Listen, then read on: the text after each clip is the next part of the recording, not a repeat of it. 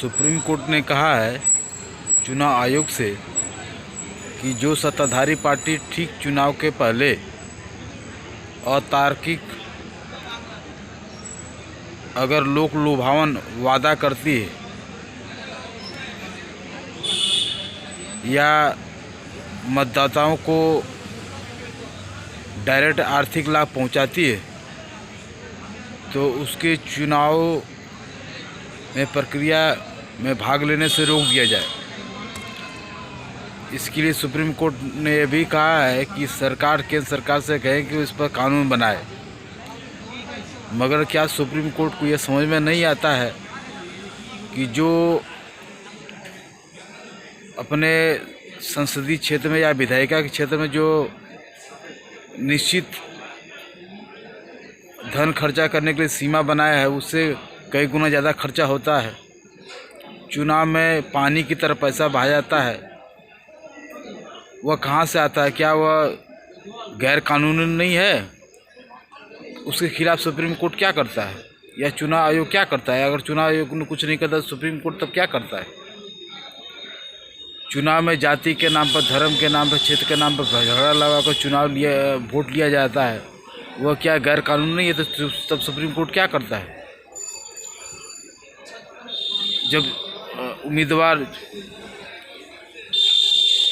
Jail में रहकर चुनाव लड़ते हैं तब सुप्रीम कोर्ट क्या करता है? केंद्र सरकार ने इलेक्टोरल बॉन्ड बनाया है, उसमें जो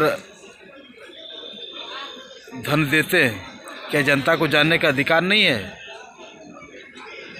इतना ही नहीं, 77% ADR का ही रिपोर्ट है कि 77% जो राजनीतिक पार्टियों को मिलता है धन वह अज्ञात स्रोत से मिलता है। तो क्या उन राजनीतिक पार्टियों पर प्रतिबंध नहीं लगा देना चाहिए? तो सुप्रीम कोर्ट कैसे इस पूंजीवादी व्यवस्था में गड़बड़ी, जो भी गड़बड़ियाँ आ रही है, दिखाई दे रही है, उसे मलहम पट्टी लगा रही है, जबकि उससे मूल कारण को नहीं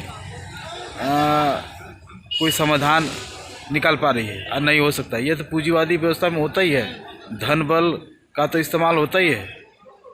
तो साथियों, ये पूंजीवादी व्यवस्था में हर संस्थान कैसे पैसे पे बिक रहे हैं, इसके लिए हर संस्थान ही पैसे पर बिकते हैं, क्योंकि यह बाजारी व्यवस्था है। बाज़ार में हमेशा पैसे से सब कुछ खरीद बिक्री होता है। तो इस पूंजीवादी व्यवस्था में विधायिका, कार्यपालिका, न्यायपालिका, पत्रकारिता सारी संस्थान पैसे पे बिके हुए हैं। कोई एक दूसरे को दोष दे करके अपने आप को निर्दोष समझ ले, ये इस व्यवस्था में हो ही नहीं सकता है। यही निर्दोष बनने का काम सुप्रीम कोर्ट ने कहा है, जबकि सुप्रीम कोर्ट खुद पैसे पे बिका हुआ सरकारी संस्थान, जैसे अन्य सरकारी संस्थान वैसे जो है न्यायपालिका भी सरकार के हाथ में कठपुतली है और सरकार पूंजीपति वर्ग के हाथ में कठपुतली है, जो अपने धन संपत्ति के बदौलत इस व्यवस्था को चला रहा है।